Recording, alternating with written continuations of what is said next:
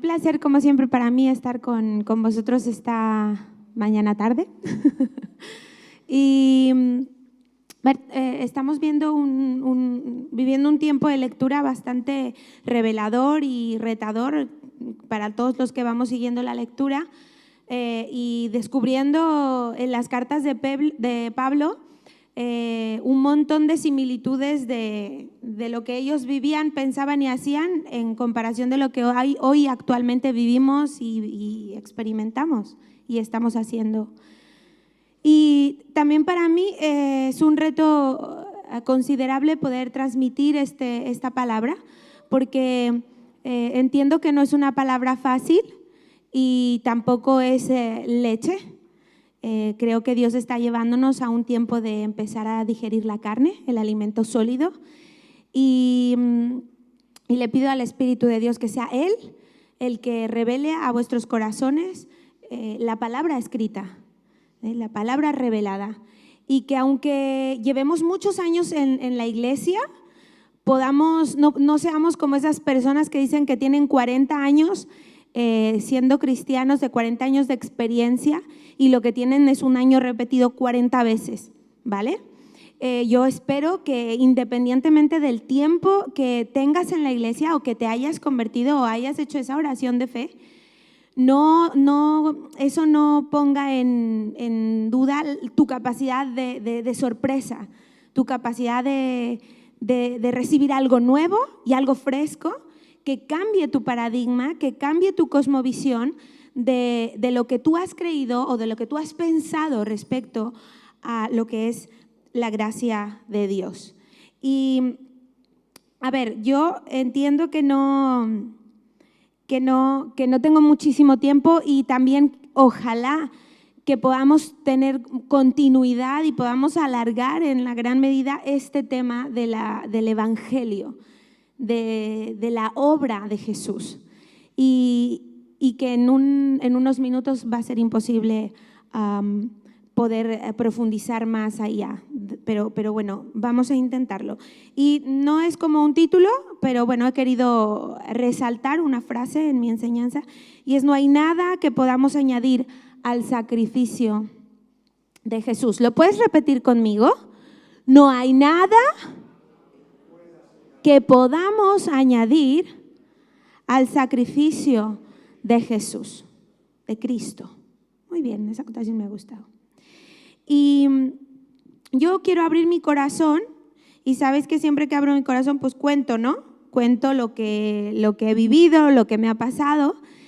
Y cuando yo era niña, es verdad que yo con 21 años o 22, si no mal recuerdo, me convierto de verdad. Es decir, yo tengo un encuentro con el Señor y Él quebranta mi corazón, le recibo, entiendo, lo siento, lo vivo y se revela, ¿no? Todas esas capas de mi cara son quitadas de mis ojos, y entonces yo soy tocada por Él.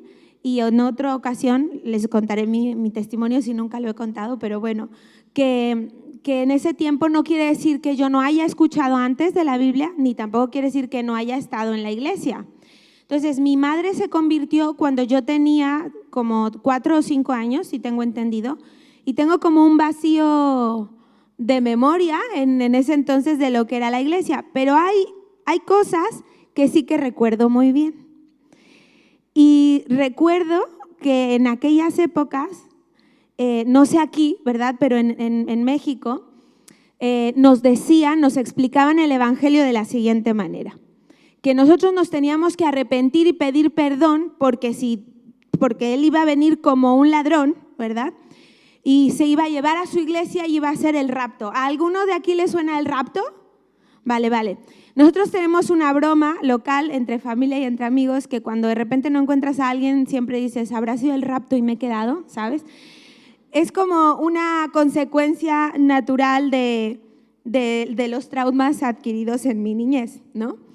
Y entonces todo iba de eso, ¿no? Era todo el boom de toda la iglesia cristiana en Latinoamérica, y era el tiempo de la evangelización, el tiempo de la reforma de la adoración, Marcos Witt trayendo toda su música y haciendo una reforma de la alabanza que ha tocado el mundo entero, realmente, esa reforma de adoración, de forma de alabar.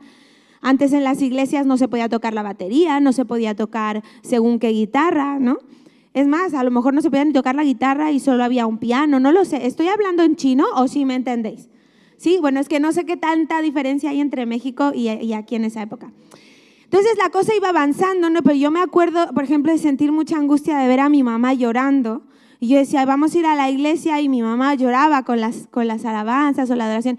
Y aquellas alabanzas, esos coritos, eran como súper tristes, ¿no? Y a mí me deprimían y yo sentía súper feo ver a mi mamá llorar. Y para mí ir a la iglesia era que ir a mi mamá sufriera, ¿no? Y yo no entendía que, bueno, ella era quebrantada por Dios y estaba agradecida con Dios. Pero cuando tienes 8 años o 9, la verdad es que no lo llegas a entender al 100%, sino todo eso va siendo sembrado en tu corazón respecto a la iglesia. Y a mí me pasó muchísimo eso, ¿no? Que la iglesia tenía muchas partes que yo había vivido, pues que nunca había experimentado a Dios. Por eso yo en mi adolescencia decido alejarme del Señor y por mi rebeldía y muchas otras cosas más, que esa es otra historia. Pero añadiéndole a eso, vinieron después el boom de las películas. Entonces no sé si ustedes recuerden esas películas del rapto.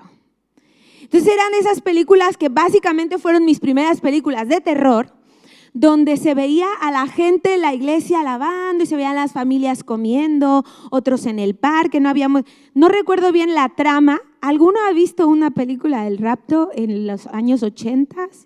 ¿No? ¿No? ¿Nadie? A ver, levante la mano, quiero ver si me van a entender. ¿Habéis pasado también por ahí? Bueno, ya no me siento tan mal, ¿no? Compartimos estas situaciones, ¿no? Y entonces en esas películas, de repente venía Dios y se robaba su iglesia, y entonces de repente la mamá estaba cocinando y volteaba y le hablaba a su esposo y su esposo ya no estaba, ¿no? Y uno de los hijos tampoco. Y era como, no, nos hemos quedado, ¿no? La tribulación, ¿no? ¿Sí? Y era súper horrible para hacer algo, era angustioso, y yo veía una película y otra película del rapto.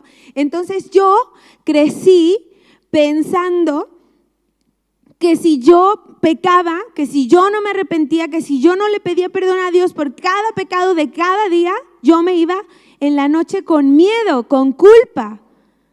¿Alguno aquí ha sentido culpa en su vida? Con un peso en la espalda tremendo, ¿no?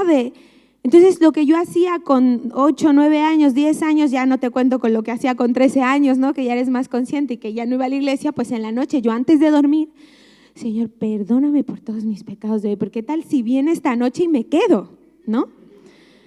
Entonces vivimos un evangelio en el que la religiosidad, la cultura evangélica, católica, romana, apostólica y de todas las herencias que traemos de mucho peso, no es el evangelio. No es el evangelio.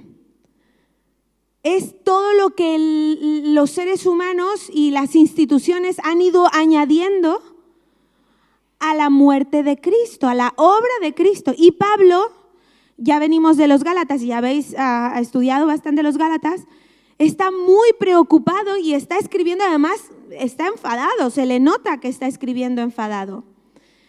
Y está ahora empezando aquí, ¿verdad? En el libro de los Efesios, y está escribiendo a la iglesia de Éfeso y está nuevamente intentando volver a dar aquel mensaje puro, aquel mensaje sin añadiduras, porque se está dando cuenta que en las iglesias, según la cultura, según la tradición, según las formas, no quiero chocar un poco con tus pensamientos, no digas, no, lo está diciendo por eso, no, sí, lo estoy diciendo por ti, ¿vale? Y por mí. No pongas barreras en tu mente en este momento de decir, claro, porque los católicos son muy religiosos, claro, porque los otros son muy tal, ¿no? Porque no, es para ti. Todo ese tabú, todo ese protocolo, todas esas que hemos institucionalizado de tal manera la iglesia en el mundo, aquí en Viva no, en el mundo, ¿verdad? Que le hemos querido añadir una cantidad de peso y de religiosidad a lo que es el evangelio puro. ¿Y puedes repetir otra vez lo que yo te dije? ¿O no lo puedes repetir? No hay nada que podamos añadir al sacrificio de Jesús. Y después de haber leído a Pablo escribiendo a Gálatas, cuando hablaba del hijo de la libre y del hijo de la esclava, vemos aquí al comenzar en este libro, voy a leerlo directamente, bueno, no sé si... Dice, en otro tiempo ¿podemos poner la Biblia? No, vale. En otro tiempo ustedes estaban muertos en sus transgresiones y pecados, en los cuales andaban conforme a los poderes de este mundo. Se conducían según el que gobierna las tinieblas, según el espíritu que ahora ejerce su poder en los que viven en la desobediencia.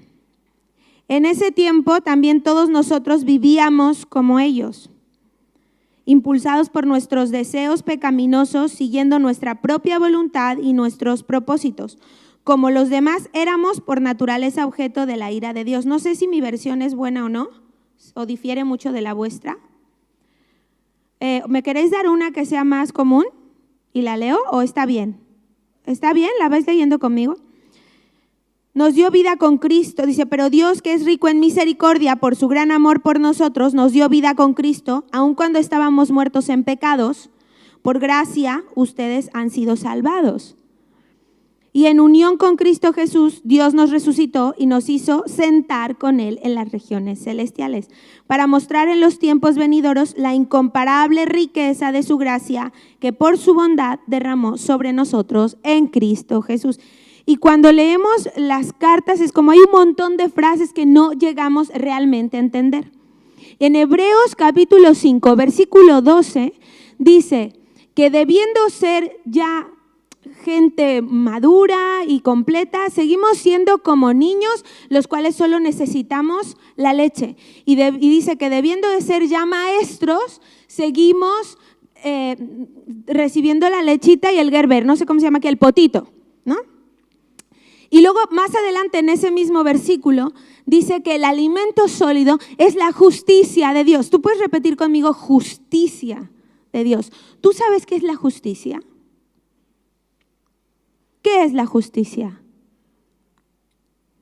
Porque justamente en este verso está diciendo que el alimento sólido es la justicia y que lo otro es la leche. Mi pregunta es, si la leche es lo superficial y es todo lo que se añade, toda la religiosidad, los cargos según la carga que se pone en la gente, según la cultura, según la ideología y según las costumbres, y en comparativa habla de que la justicia es el alimento más sólido del cual tenemos que recibirlos los que ya llevamos en la fe un tiempo para poder entregar lo puro. Esa es la angustia, esa es la carga de Pablo cuando escribe estas cartas. Quiere mostrar que no se le puede añadir nada al sacrificio de Cristo. Pero es que a nosotros, a los seres humanos, nos gusta hacer cosas para agradar a Dios. Y yo te tengo una noticia. No hay nada que puedas añadir al sacrificio de Cristo. Porque el problema no es un problema de lo que haces o dejas de hacer respecto a Dios, a lo que es la obra de la cruz. No se pierdan, yo sé que me están como, ¿de qué me está hablando Carla? ¿No? ¿Cómo que no agradarle a Dios? ¿Cómo que no hacer? No. Por eso os digo que no es una palabra, que no es una enseñanza para dar en una charla. Hay que masticarla, hay que digerirla, hay que meditarla y el Espíritu Santo es el único que puede al final revelarla por completo a tu vida. Y yo lo que deseo es que así como el Espíritu Santo está librándome en este tiempo a mí de tanta culpa y de tanta carga y tanta religiosidad, yo deseo que tú seas libre hoy de todos los pesos y de todas las cargas y las cadenas que te atan a un evangelio que no es puro. Y entonces, ¿qué le dicen a Pablo? Claro, Pablo, entonces que ahora tenemos licencia para pecar, porque como ya has muerto por nosotros por gracia, entonces ya hago todo lo que quiero. Si piensas así es que no has entendido nada. A lo que me refiero es a la evidencia del pecado en nosotros.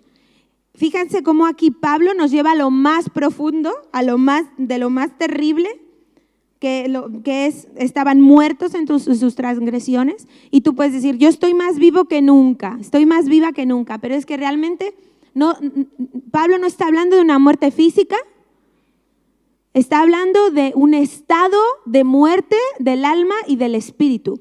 Y esto lo encuentras perfectamente en Génesis, desde que dicen que no están muertos y han pecado, Adán y Eva.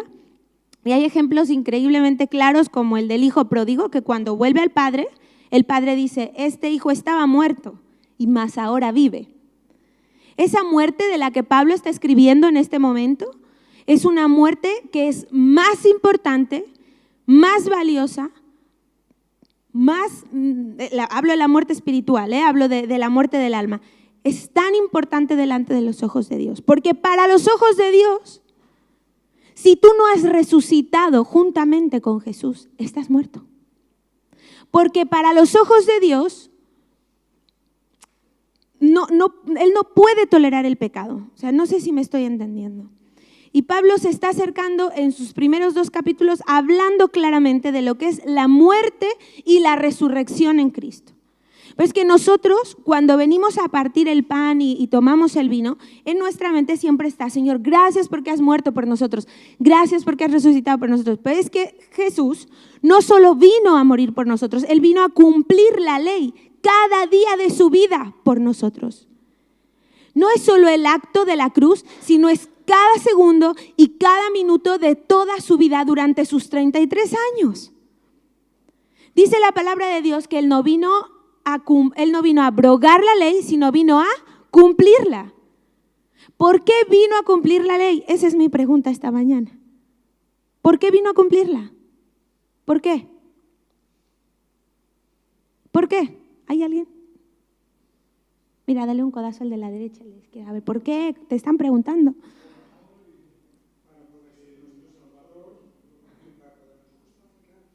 Para podernos justificar. Porque ni tú ni yo la vamos a poder cumplir jamás. Porque tenemos 2 caminos para poder caminar bajo la gracia del Espíritu de Dios, bajo la gracia de la obra de Cristo. 2 caminos. 1, el de tu esfuerzo. 2, el del esfuerzo que Él hizo por ti. Es como si de pronto tú hicieras algo. No es que yo no es que esté limpiando para la iglesia, sino que estoy limpiando para el Señor porque Él me está viendo que estoy limpiando y como estoy limpiando, Él le voy a hacer más grata. Lo siento mucho. En el momento en que tú haces eso para que Dios te acepte, para que Dios se agracie de ti, estás tomando el camino equivocado. ¿Estás aquí? ¿Estamos bien? Porque la raíz del problema está en la identidad. Yo les voy a contar una historia. Luego os voy a dar un ejemplo físico con 2 voluntarios que van a pasar aquí. No sabemos todavía quiénes son, ahorita me los voy a pensar. ¿Okay? Les voy a contar la historia de la víbora Joaquín. Entonces, ¿puedes escucharme? Es la víbora Joaquín. Mala, había matado ciervos, había matado cocodrilos, se había comido huevos de codornices, había comido pájaros, había comido... Mala la víbora Joaquín. Asesina. Mala. Y un día la víbora Joaquín iba pasando por ahí y se encontró una iglesia cristiana. Y pasó a ver de qué se veía. Y la víbora Joaquín escuchó el mensaje esa tarde y se convirtió. ¿Le puedes dar un aplauso a la víbora Joaquín? No. No escuché ese aplauso, no lo escuché. Que se convirtió la víbora Joaquín. Amén. Hubo celebración en el cielo. Pudo reconocer que lo que estaba haciendo estaba mal. Y entonces luego la víbora Joaquín escuchó que había un curso en la iglesia y se inscribió al curso en la iglesia, se graduó de sus primeros pasos y se bautizó la víbora Joaquín. Un aplauso, por favor, a la víbora Joaquín. Se bautizó la víbora Joaquín. Y luego, además, siguió estudiando la palabra, luego entró al grupo de alabanza. La víbora Joaquín cantaba de una manera, apoyaba al grupo de alabanza que no vean. Una pasada. Empezó a leer la Biblia y la víbora Joaquín pues estaba feliz. Y en una de esas, un día, sin querer, un niño, estando allí en la alabanza, le pisó la cola. ¿Qué creen que pasó? No lo voy a decir porque hay menores aquí.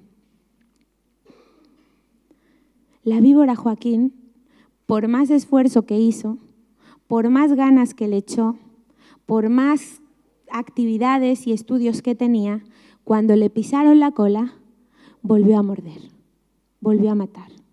La pregunta es, ¿por qué? Porque seguía siendo una víbora. No podía ser de otra manera. El problema es un problema de entendimiento en profundo, de alimento sólido que quiero que mastiques y que tragues aunque duela, pero tú tienes que entender que tú ya no eres tú. Porque en el momento que sigas siendo tú, Dios no puede mirarte a la cara. No puede, porque Él no tolera el pecado, porque Él no tolera las obras. Y Pablo en el capítulo 2 lo deja clarísimo. Dice que no es por obras, al final del capítulo, para que nadie se gloríe. Se trata de identidad. Se trata de entender que lo que pasó en la cruz no es una obra práctica que se puede malinterpretar. Entonces yo quiero traer a 2 voluntarios. Quiero que venga Alex. Venga, vamos, si se puede. Y luego quiero que venga una cara así como más angelical. Vamos a ver quién. Ay, Adriana, pues sí, pues ya está la pareja aquí. ¿Qué le vamos a hacer? Venga, Adri, venga. Solamente es un ejemplo visual de lo que pasa, de lo que sucede cuando Jesús muere. Vale. Tenemos aquí a nosotros, vamos a ponernos a nosotros, ¿vale? Vale. Y luego tenemos aquí a la cruz y a Jesús. ¿Lo veis o no lo veis? ¿Sí? ¿Lo veis? Ha cumplido toda la ley, ha cumplido los profetas, está dispuesto a dar su vida, a cargar con todo lo que nosotros no vamos a poder ni hacer, ni ayer, ni hoy, ni mañana. Él ya lo hizo, Él ya lo ha hecho, ¿vale? Es Jesús. Entonces nosotros en nuestra mente tenemos lo del Antiguo Testamento que era que cuando mataban, se me ha olvidado, en el altar hacían los sacrificios y mataban un palomino, ¿no? Por ejemplo, o un cordero. Y entonces en esa muerte, ¿verdad? De ese cordero, venían los pecados del pueblo, venían los pecados de esa familia, ¿y qué pasaba? Entonces como que los pecados de esa familia, ¿no? Se pasaban allí y ese cordero era crucificado, entonces ellos como que se iban otra vez como limpios de esos pecados y así, ¿no? Y era pues como el cuento de nunca acabar. Pero es que no es así. No era así. No se trata de algo que yo dejo, sino se trata de algo que hay un intercambio. ¿Puedes repetir conmigo? Es un intercambio, es una transferencia de vida. Cuando Jesús está muerto, y Él está muerto, y Él está pagando, en ese momento nosotros morimos juntamente con Él. ¿Sabes lo que quiere decir? Que ya no está Carla, ya no están sus culpas, ya no están sus temores, ya no están sus miedos, ya no están sus angustias ni sus preocupaciones, ya no está su pecado que cometió, ya no está su transgresión, ya no está aquel rencor con el que ella vivía. En el momento en el que yo creo en la cruz, yo muero juntamente con Él. Y entonces todo lo malo que yo he sido, todo lo malo que yo he vivido, Adriana, en este caso, ya no va a ser Adriana, porque se va a poner aquí. Y Jesús, que hizo todo, que cumplió todo, que pagó, que cumplió toda la ley, todos los días de toda su vida, se va a poner aquí. Entonces Dios ya no ve a Adriana, ya no me ve a mí, ya no te ve a ti. Dios solo puede ver a su Hijo, que es el que nos limpia, que es el que nos viste, que es el que nos transforma. ¿Qué es lo que yo tengo que hacer? ¿Limpiar más la iglesia? ¿Orarle más fuerte? Creer que al sacrificio de Jesús no le hace falta nada. Morir y resucitar en Él como una nueva criatura, como una nueva persona, una identidad nueva. Podéis ir a sentaros. Una identidad nueva. Entonces, de esa manera, entendiendo y creyendo con sencilla fe lo que Él ha hecho por mí, a partir de ahí, todo lo que hago es para conocer quién soy yo. Cuando yo me acerco a la palabra de Dios, yo no me acerco a la palabra de Dios para ver qué malo soy. Me acerco a la palabra de Dios para conocer más de lo que es Él en mí. Es cambiar totalmente la visión como cristianos, es cambiar totalmente mi forma de vida. Y si yo soy quien digo ser, que dice que hay un solo mediador entre Dios y los hombres, que es Jesucristo, no es ni Manel, no es ni Mundo, no es Pedri, no soy yo, no es cualquier persona a la que tú creas que es la más santa. Es Jesús. Es quitarnos el peso de la religión y entender que su gracia hay descanso, que su carga es ligera. Y yo no te estoy vendiendo un evangelio y una doctrina barata, ni tampoco te estoy dando una licencia para pecar. Te estoy diciendo que en la cruz ha habido una transferencia de vida, que yo he muerto y que yo hoy, Carla, soy como Jesús. Hoy estoy fatal, Los discípulos le preguntan a Jesús, ¿qué podemos hacer para ser como tú? ¿Qué podemos hacer para que curemos a la gente, para hacer milagros? Jesús le dice, ser perfecto como mi Padre es perfecto. Y a mí se me queda la cara esa del emoticono así de este dedo. Ser perfecto como mi Padre es perfecto. Claro, es que no podía ser de otra manera. Porque la justicia de Dios es lo que Él ha hecho y ha pagado para que nosotros hoy seamos hijos, herederos, coherederos juntamente con Él. Y dice Pablo aquí en el capítulo 2, para sentarnos en lugares celestiales junto a Él. ¿Cómo puede ser posible eso si yo, Carla, no muero? Y sigo con las mismas historias de hace 20 años, de hace 15 años, con los mismos rencores. Es que no he trabajado en mi identidad. Es que no he tenido fe suficiente en la obra de Cristo sobre mi vida. Y te voy a poner otro ejemplo y básicamente es que de verdad terminaría. Es que no tengo nada más que añadir. Leeremos el capítulo y lo entenderemos. Un árbol de manzanas. ¿Quién sabe de árboles aquí? ¿Quién sabe de la tierra más o menos? O de fruta, ¿quién puede más o menos distinguir?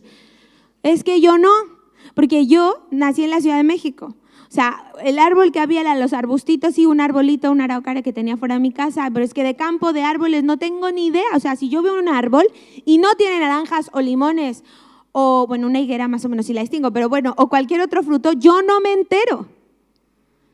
No me entero. Pero si tú ves un árbol de limón, sabes que es un limonero, ¿cierto? ¿Cuántos saben que es un limonero? O un olivo, ¿sí? ¿Sí o qué? Ya tú lo ves, ¿no? ¿Os imagináis a un árbol, a un olivo, pujando, esforzándose? Ay, venga agua, venga sol, venga sombra, para dar una manzana. ¿No te parecería súper ridículo? ¿Por qué? ¿Por qué? Porque no está de acuerdo a su naturaleza. Porque es un árbol, es un olivo, no es un manzano.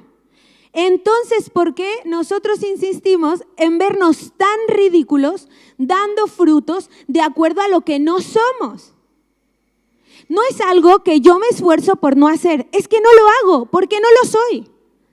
No puedo matar. La ley no es un peso sobre mi vida. La ley forma parte de mi naturaleza. Esto es más allá y es más profundo y parece fácil, pero es más complicado. Jesús vino y dijo, no, el problema no es que adulteres, el problema es que en tu corazón la desees. Ese es el problema. El problema es un problema de identidad, familia. Es un problema de aceptar que he muerto, pero que he resucitado en Cristo Jesús. que he cumplido toda la ley todos los días de toda mi vida, porque Él lo ha hecho por mí. Y yo hacer algo más con orgullo, con vanidad, como para que Él me quiera, es decirle a Dios, está bien bonita tu idea, me encantó tu regalo de la vida de tu hijo, pero no es suficiente. Así que por eso yo a partir de ahora voy a perdonar a mi marido, voy a perdonar a la vecina. ¿Perdona? No le estás haciendo el favor a nadie. Es una cuestión de identidad. ¿Tú puedes repetir esto? Es cuestión de identidad. No se le puede añadir nada al sacrificio de Cristo Jesús, amada iglesia. Nuestras obras no le sorprenden. Es más, nuestras obras le huelen mal. Lo que no le huele mal es nuestra fe en Cristo. Lo que no le huele mal, lo que le agrada es la obra que su Hijo ha hecho y el vestido que tenemos encima. Él cuando nos mira, no nos ve a nosotros. ¿A quién ve? A Jesús. ¿Y eso de qué depende? De nuestra fe. La fe determina el poder de Dios. Es lo único. Ahora, ¿entonces qué? Dice Pablo. ¿Entonces por eso vamos a transgredir, vamos a pecar? No. Entonces ahora hago las cosas, vivo mi vida de acuerdo a lo que creo que soy. Y no estoy haciéndolo para agradar a Dios, porque delante de Dios ya le soy grata. Soy libre de mis esfuerzos propios, porque eso es religiosidad. Todo lo que le quieras añadir a lo que Él hizo se llama religión. Cualquier doctrina, cualquier iglesia, cualquier denominación, cualquier forma, cualquier cosa que tú le quieras añadir, delante del Padre, no aquí en la tierra, delante del Padre, la justicia ha sido cumplida por nuestro Dios. Y si tú te pones estas gafas de justicia que yo te estoy explicando esta mañana, te reto a que leas, termines de leer el libro de Efesios, pero te reto a que leas Romanos, que te centres en el capítulo 5, que te dejes sorprender por todo lo que habla Pablo. Y cuando lo leas con estas gafas y este entendimiento, vas a entender mucho más las cartas de Pablo. Te vas a dar cuenta que la palabra de justicia está escrita muchísimas veces más de lo que te imaginas. Y vas a poder ser sorprendido nuevamente con un evangelio más puro que yo no lo puedo explicar. Un evangelio que está revelado allí, pero que si no nos cambiamos esos lentes de religiosos, no lo vamos a poder llegar a entender. Y vamos a ir por esta vida, es que yo aquí lucha. No, nada. Cristo ha pagado, en Cristo soy nueva criatura, todas las cosas son nuevas, todas las viejas han pasado, Él ha olvidado mis pecados, se ha olvidado que los olvidó, los ha enterrado en la arena y yo tengo una nueva vida cada día que me levanto por la mañana. Puedo caminar con tranquilidad y puedo simplemente acercarme a su palabra para descubrir más de mí misma en Él. Y puedo disfrutar de su presencia en mi mañana, en mi día, tomando algo con mis amigos, saliendo a comer, en la iglesia el domingo, cuando trato a mi familia, cuando le hablo a mis vecinos, cómo me comporto, todo el tiempo y continuamente. Tengo que estar consciente de que yo he muerto con Cristo, pero que también he resucitado con Él. Y entonces ya no es un esfuerzo, si eso es una consecuencia de naturaleza. Lo que soy es lo que hago, lo que he decidido ser es lo que hablo, lo que he decidido creer es lo que produzco. Amén. ¿Me puedes ayudar, Alex, cantando una alabanza para finalizar? Yo os pido que lo podáis reflexionar, que lo podáis meditar. Que si choca con tu manera, con tus formas, que incluso lleguemos a cambiar nuestra manera de hablar. Que cambiemos el voy a hacer para agradarte, que hagamos voy a hacer porque te agrado. El voy a hacer porque sé quién soy. El de yo quisiera ser, no, ya eres, ya somos. ¿Crees en Cristo Jesús? ¿Crees en la obra de Cristo Jesús?